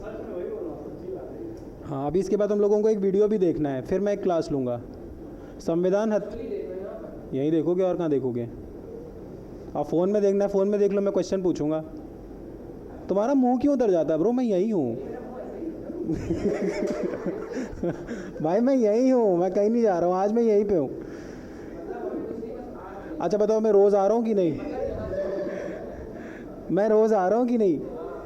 परसों आया, नरसों आया, कल आया, आज फिर आया, रोज़ तो आ रहा हूँ यार। हाँ, कल तो आए थे, कल आए थे नहीं थे? 100% कल आए थे। अच्छा, कल नहीं आए थे? अच्छा, तो लगता है कल कल का दिन मेरा डेट से ही उड़ गया। कल तो मुझे कल याद ही नहीं है। चलो आगे लिखो। कोलंबो सिक्योरिटी। अरे यार बहुत काम है, कल सो गया था मैं, परसों मैं सो गया था, फिर मैं कल ही उठाऊँ। लिखो Colombo security conclave. Conclave conclave conclave Colombo security बोले तो सम्मेलन। हाँ, अब देखो क्या है। इंडिया इंडियन ओशन वाले रीजन में क्या रखना चाहता है? सिक्योरिटी। क्योंकि इस रीजन का सबसे बड़ा कंट्री कौन सा है? इंडिया। तुम देखो ना, पूरा ओशन ही इंडिया के नाम पे है। अब चाइना यहाँ पे बदमाशी करता है। कैसे? चाइना की एक स्ट्रैटेजी है string of pearls. String of pearls, मोती की माला। यहाँ पे उसने म्यांमार में 1-2 पोर्ट अपने कब्ज़े में कर रखे हैं। कब्ज़े में कैसे करता है? लोन दे देता है। मैं आया, मैंने बोला अरे उमाम जैदी आपका घर बहुत अच्छा है, ऐसा करिए इसकी ऊपर वाली फ्लोर को रिजॉर्ट बना दीजिए। तो उमाम जैदी ने बोला, मैंने बोला रिजॉर्ट बनेगा, यहाँ पे एयरबीएनबी चलाएंगे, तुम लोग ओयो समझ लो, यहाँ ओयो चलाएंगे, ऐसे करेंगे, ऐसे रेवेन्यू। हंसने की क्या बात, तुम भाई मुझे ऑकवर्ड करते हो, मैं तुम्हें पकड़ लूँगा। तो अब उसके बाद फर्स्ट फ्लोर पे ये चलाएंगे, यहाँ रेस्टोरेंट बनाएंगे, ऐसा करेंगे, वो करेंगे, ये करेंगे। अब उमाम जैदी को लगा यार बात तो सही है, अभी तक तो घर ही बना हुआ था, अब इसमें ऊपर रूफ टॉप बन जाएगा, बार बिस्ट्रो चलेगा, ओयो चलेगा, रेवेन्यू बढ़ेगा। अब उमाम जैदी मुझसे बोलेगा लेकिन सर एक बात बताइए, इसमें तो बहुत इन्वेस्टमेंट है, तो फिर मैं कैसे करूँगा? तो मैं उमाम जैदी से बोलूँगा देखो ऐसा करते हैं, इन्वेस्टमेंट मैं कर देता हूँ, और तुम इन्वेस्टमेंट तो ऑलरेडी तुमने कर ही रखा है, घर तुम्हारा है, ज़मीन तुम्हारी है, ये पैसा मैं लगा दूँगा, फिर हम कुछ रेवेन्यू शेयर कर लेंगे, 60% प्रॉफिट तुम्हारा, 40 मेरा। उमाम जैदी सोचता वाह भाई वाह, अब होगा काम। अब मैंने उसमें मान लो, अब मैं क्या करूँगा? चेक काट के किसको दे दूँगा? उमाम जैदी को। उमाम जैदी पूरा डेवलपमेंट कर देंगे। पूरा डेवलपमेंट करने के बाद 1 महीना, 2 महीना, 6 महीने, 10 महीने, 2 साल, 1 साल, कस्टमर्स नहीं आ रहे हैं। अब जो रेवेन्यू बोला था वो रेवेन्यू नहीं आ रहा है, तो अब मैं उमाम जैदी के पास गुंडे भेजूँगा और बोलूँगा मेरा पैसा लाओ। तो उमाम जैदी बोलेगा मैं कहाँ से दूँ? तो मैं क्या बोलूँगा? अब ये मकान अगले 50 साल तक लीज़ पे किसका? मेरा। जो पैसा दिया था वो मैं इससे निकाल लूँगा। तो अब वो घर किसका है? लेकिन वो लीज़ पे किसके पास? अब मैं वहाँ चाहे जो करूँ। यही चीज़ चाइना करता है। इसी चीज़ को बोलते हैं चेक बुक डिप्लोमेसी। अब जब तुम वो पैसा नहीं चुका पाओगे तो वो जगह किसकी? मेरी, चाइना की। यही चाइना इन छोटी कंट्रीज़ के साथ किया कि रिजॉर्ट बना देंगे, दुबई बना देंगे, बुर्ज खलीफा, ये वो, बस। अब वो कब्ज़े में किसके आ गया? चाइना के। हम्बन टोटा पोर्ट उनके पास है, यहाँ पे भी उनके पास पोर्ट्स हैं, ईरान में उनके पास पोर्ट्स हैं। अब इस तरीके से उन्होंने पोर्ट्स बना रखे हैं अलग अलग जगह पे कि वो इस डिज़ाइन में बन के आ जाता है। तो ये एक माला बन गई। और अब इंडिया क्या कहता है कि ये चाइना इसलिए कर रहा है ताकि वो इंडिया को चारों तरह से घेर सके, इसीलिए कहते हैं स्ट्रिंग ऑफ पर्ल्स। किसकी स्ट्रैटेजी है? चाइना की। समझ में आया? अब क्योंकि देखो ना, उमाम जैदी नहीं चला पाए बार बिस्तरों जो भी चलाना था इनको, तो वहाँ पे तो मैं अपनी आर्मी भी खड़ी कर सकता हूँ ना। तो वो यहाँ पे अब पोर्ट पे क्या खड़ी कर देते हैं? अपना एक बेस बना देते हैं, 10,000 सोल्जर्स खड़े कर दिए। तो वो है श्रीलंका, लेकिन वो है किसके कब्जे में? चाइना। पढ़ क्या रहे थे? Colombo security conclave. अब इसी चीज़ को काउंटर करने के लिए इंडिया ने ग्रुप बनाया हुआ है, कोलंबो सिक्योरिटी कॉन्क्लेव। कोलंबो पे इसलिए रखा क्योंकि हम अकेले लड़ नहीं सकते थे, हमें दूसरी कंट्रीज़ को भी लेके चलना था। श्रीलंका की कैपिटल क्या है? कोलंबो। अब लिखो established in the year 2011। Conclave established in the year 2000। अब ये न्यूज़ में क्यों आया जब 2011 की चीज़ है? क्योंकि बांग्लादेश इसका न्यू मेंबर बना है। Bangladesh has become new member. It is a maritime, अभी मैरीटाइम बताया था, multi modal, Chennai Vladivostok maritime model बताया था ना. It is a maritime security group. इसका मतलब समझ गए, मैरीटाइम सिक्योरिटी ग्रुप है, अभी बार बार बताया यही. अब कितने कंट्रीज हैं इसमें टोटल? 5. लिखो नाम. इंडिया, इंडिया तो होगा ही. किसके नाम पे है? कोलंबो के. कोलंबो कहाँ है? Sri Lanka. India, Sri Lanka, Mauritius. Mauritius भी देखो नीचे ही है. फिर मालदीव्स. और नया कंट्री कौन बना है? बांग्लादेश. समझ में आया? पक्का? कल इंग्लिश की क्लास कैसी थी? हाँ, समझ में आ रहा था? अरे यार तुम लोग ऐसे गलत करते हो. हाँ, आप जो भी हो यार, देखो गलत बात नहीं है. कल क्या हो गया था? कल क्या, तुम तो आए थे. तुमको वो है, तुम चौधरी वौधरी हो क्या? मैं उससे पूछ रहा हूँ. अच्छा तुम चौधरी हो? अरे यार तब तो तुम्हारी बात माननी पड़ेगी. बताओ क्या पूछ रहे हो, पूछ लो. कल क्यों नहीं आए थे ब्रो? क्यों नहीं आए थे? मैंने वो पढ़ाया था, संविधान हत्या दिवस.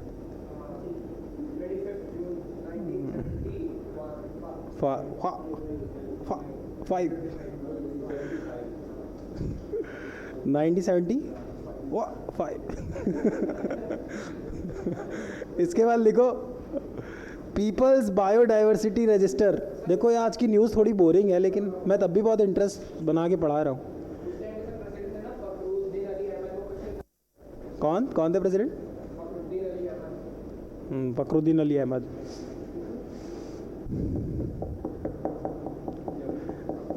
Peoples biodiversity register. बायोडाइवर्सिटी क्या होती है? Register, copy, college.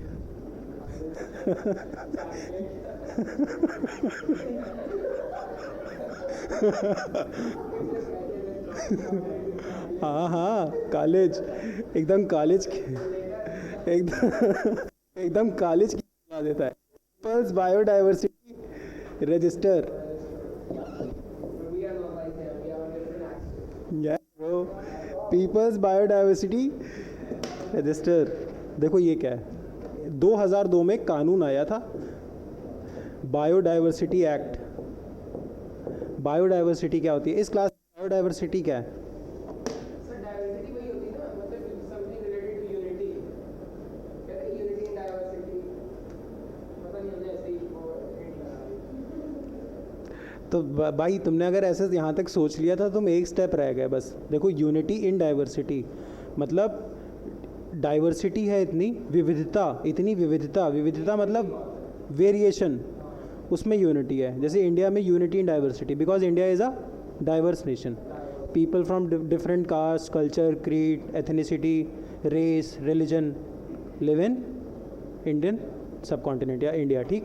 अब देखो इस क्लास की बायोडाइवर्सिटी है 1. क्यों? यहाँ पे सिर्फ जिंदा लोगों में कौन है? ह्यूमन बींग्स, हम सब इंसान हैं. अगर इस क्लास में एक चूहा भी होता तो बायोडाइवर्सिटी कितनी होती? 2. इस क्लास में एक ट्री भी होती तो 3, लिजर्ड होती तो 4, कॉकरोच होता तो 5. ज़्यादा डाइवर्स हो गया लिविंग ऑर्गेनिजम्स. अब प्लांट्स और एनिमल्स को मिला के बोलते हैं biodiversity.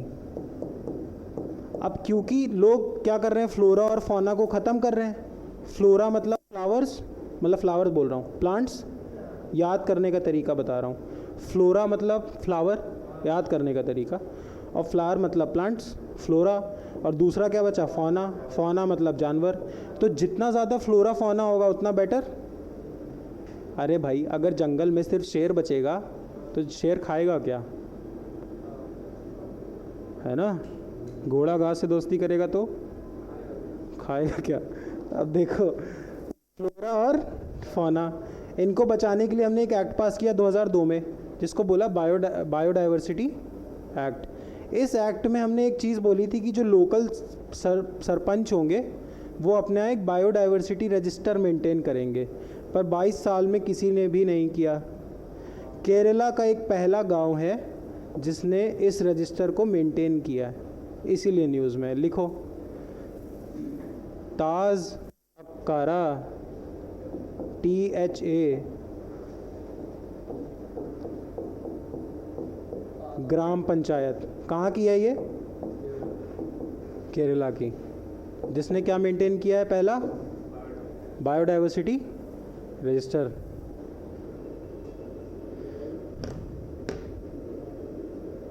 It is a register where locals, अभी सब ये मत समझना फर्जी न्यूज़ है, ये फर्जी न्यूज़ नहीं है। बायोडाइवर्सिटी बहुत इंपॉर्टेंट होती है। एक बार को इंसान मार दो पर पेड़ बचाओ, क्यों? हैं? Are register where locals will write about biodiversity. बस एक खाना पूर्ति है। बस बात यह है कि कानून में लिखा था, कोई कर नहीं रहा था। 22 साल बाद पहली बार किसी ने किया है, इसलिए ये न्यूज़ में आ गया। द हिंदू अखबार के सेकंड पेज में पूरा एक आधा पेज था इस पे। लिखो a register where locals will write about biodiversity. A register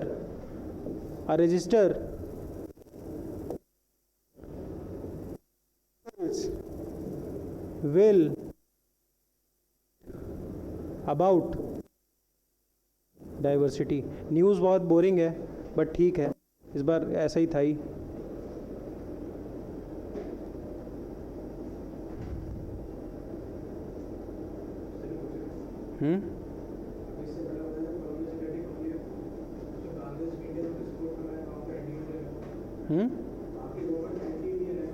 India को सपोर्ट नहीं कर रहा है भाई। There are no permanent friends, no permanent enemies, but permanent interest. इस चीज़ में उसका इंटरेस्ट आ रहा है।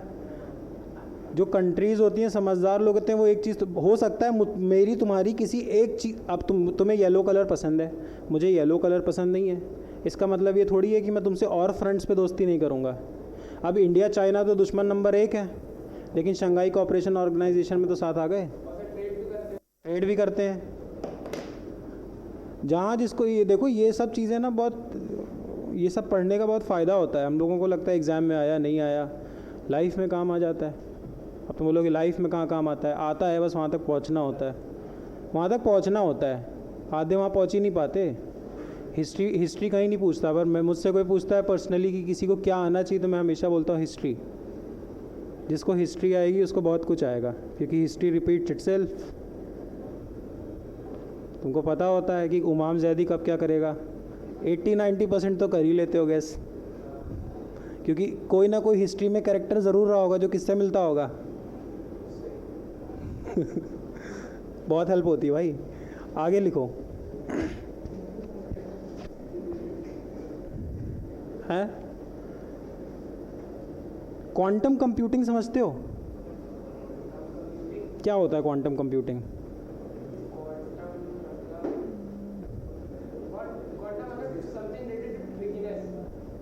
ट्रिकीनेस देखो, एटम का नाम सुना है? एटम। अब जैसे ये प्लास्टिक पे काम हुआ है, जब हम इलेक्ट्रॉन और प्रोटॉन न्यूट्रॉन लेवल पे चीज़ों को बनाने लगते हैं, उसको बोलते हैं क्वांटम। अभी कोई भी ऐसी कंट्री नहीं है जो क्वांटम टेक्नोलॉजी पे काम कर पा रही हो।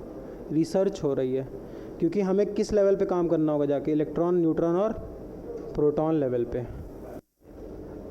अब क्योंकि ये टेक्नोलॉजी सबसे एफिशिएंट है, मतलब ऐसा बोलते हैं अगर क्वांटम कंप्यूटिंग सही से समझ ली तो हम डेथ भी समझ लेंगे, आने वाले डिज़ास्टर्स भी समझ लेंगे, क्योंकि इतने लो लेवल पे जाके काम करेंगे। इलेक्ट्रॉन्स, प्रोटॉन्स और न्यूट्रॉन्स की साइंस को अच्छे से समझेंगे।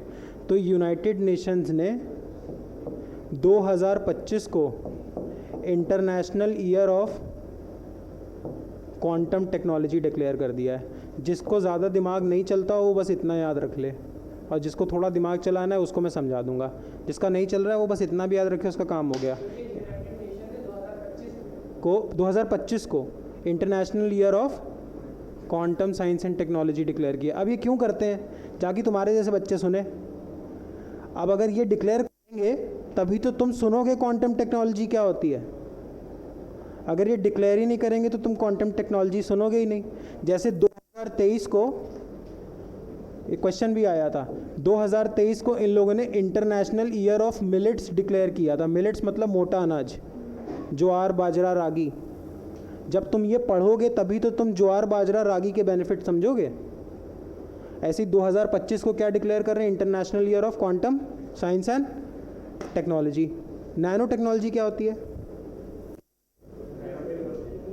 जब जब जब पार्टिकल को हम 10 टू द पावर -9 पे जाके काम करना शुरू करते हैं। ये जो जितना तुम एवेंजर्स देखते हो, आयरन मैन और ये सब, ये लोग इसी पे तो काम कर रहे होते हैं। डॉक्टर स्ट्रेंज क्वांटम पे, कोई नैनो पे, आयरन मैन शायद वो पूरा नैनो टेक्नोलॉजी पे अपना सूट बनाता है।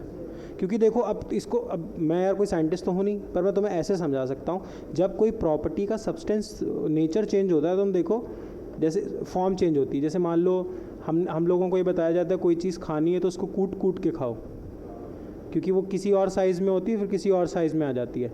तो ऐसा बोलते हैं जब आप फॉर्म चेंज करते हो किसी चीज़ का तो उसकी कुछ प्रॉपर्टीज़ भी चेंज हो जाती हैं कूटने से। तो ये भी तो कूटना ही हुआ, बस ये इतने छोटे लेवल पे कूटना हुआ कि तुमको दिख नहीं रहा है। 10 टू द पावर -9 मतलब कितना छोटा हो गया। नैनो टेक्नोलॉजी, नैनो मतलब 9, नहीं समझ में आ रहा है। तो जब पार्टिकल्स को इतने छोटे लेवल पे जाके पढ़ते हैं, बस इतना याद रखो 2025 का international year of quantum science and technology, बस। और एक चीज़ याद रखने के लिए लिख लो, no country has made quantum computers. अभी तक क्वांटम कंप्यूटर किसी कंट्री के पास नहीं है। सुपर कंप्यूटर सुना है, दुनिया में सबसे ज़्यादा सुपर कंप्यूटर्स हैं किसके पास, यूएस। इंडिया के पास भी हैं, दो हैं शायद, मिहिर और प्रत्यूष। हमारे पास 2 सुपर कंप्यूटर्स हैं। सुपर कंप्यूटर तेज़ है कौन, क्वांटम कंप्यूटर। किसी भी कंट्री के पास क्वांटम कंप्यूटर नहीं है। समझ में आ रहा है। Quantum computers are faster than super computers, लिख लो। Quantum computers are faster than super computers.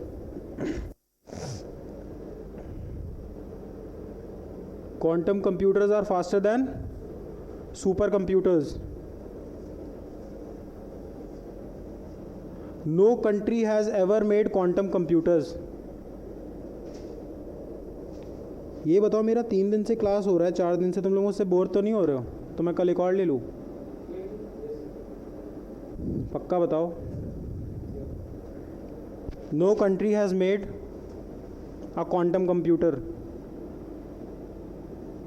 अब हर चीज़ का यूनिट होता है, डिस्टेंस का यूनिट, जैसे मीटर, सेंटीमीटर, किलोमीटर, है ना। तो हर चीज़ किस में नापी जाती है, यूनिट में। दूध किस में नापते हैं, मिल्क, बायोमीटर।